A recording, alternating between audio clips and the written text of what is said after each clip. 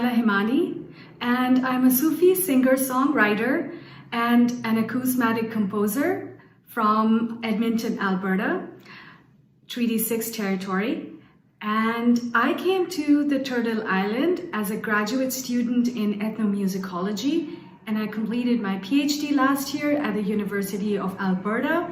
And now I am on my way to pursue my music career. I will be releasing my music album soon, and I'm so delighted to be here with you and share with you a play that I wrote and some original songs that I have written along with that. Once upon a time, in a dark enchanted wood, where trees talk to each other, sharing secrets of humans, and fairies played with little children, and there were witches and wizards too, to whom you could go to if you need any advice.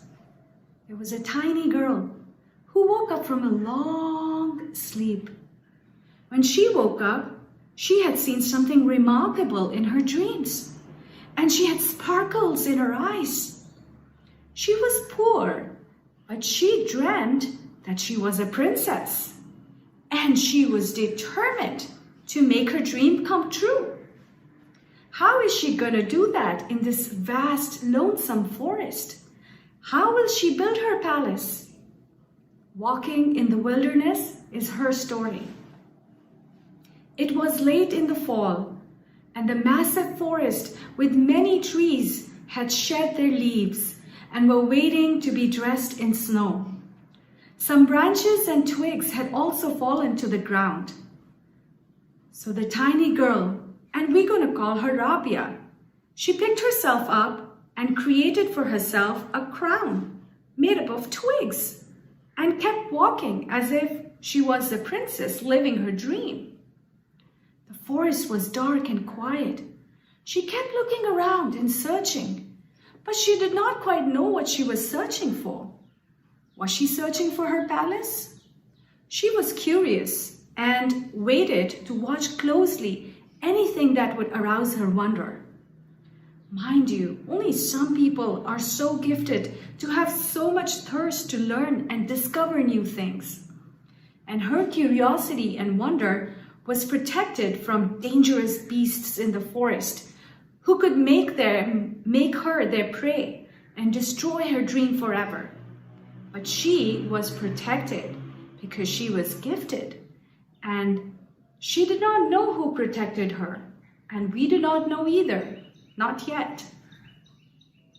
After a few months of walking, there came a very stormy day for Rabia. The winds rustled the trees, and the rain poured heavily.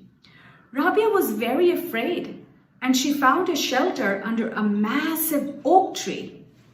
She stared at the storm, and she was frightened, when suddenly her beautiful recurring dream appeared before her, and she saw the silhouette of a person and wished that she meets her friend that she had been seeing in her dreams. At that moment, when her heart made that wish, the storm suddenly cleared and the sun came out, and the day changed from a cold wintry day to a beautiful spring day, and the bagpipes started singing, and the trees were becoming dressed in new leaves. Yes, it was springtime before her, and before her stood a really handsome lad who was sitting out in the open, enjoying the sunshine. This was the friend in her dreams. She became so excited that she had finally met him. Now, she thought, they will walk together and build the palace of her dreams.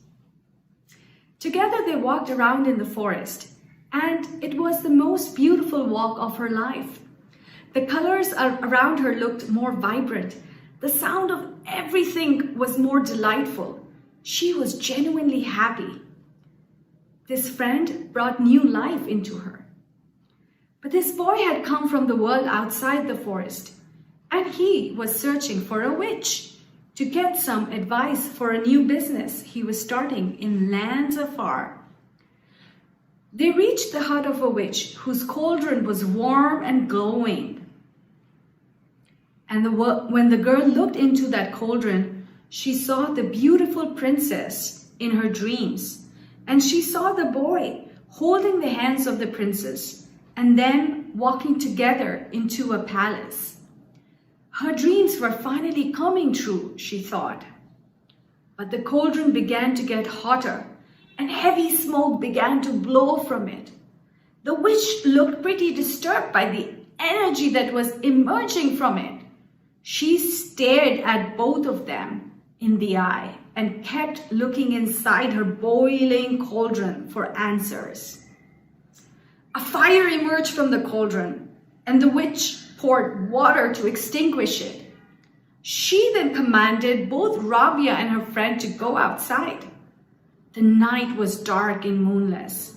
She made a campfire and served them tea, and looked at Rabia and her friend right in the eye and said to them, "Now listen, you two.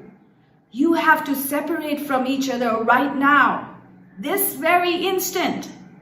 The universe has ordained for you to follow separate paths.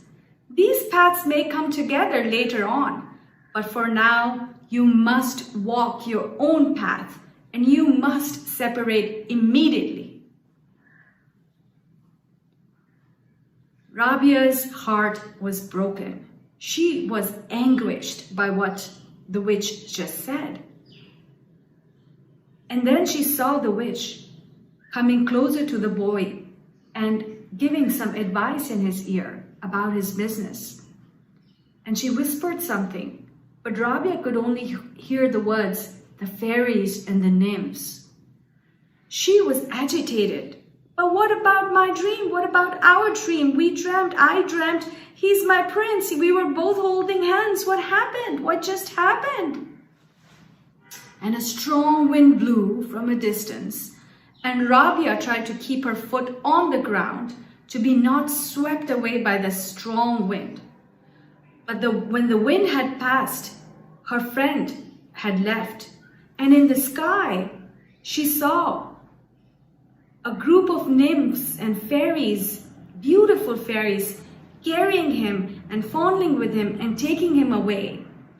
He glanced back at her as he left, and in the sky, you could see some words written, words that were his thoughts that had not been uttered. And it said, "Rabia, trust the path of time." Ah, ah, ah.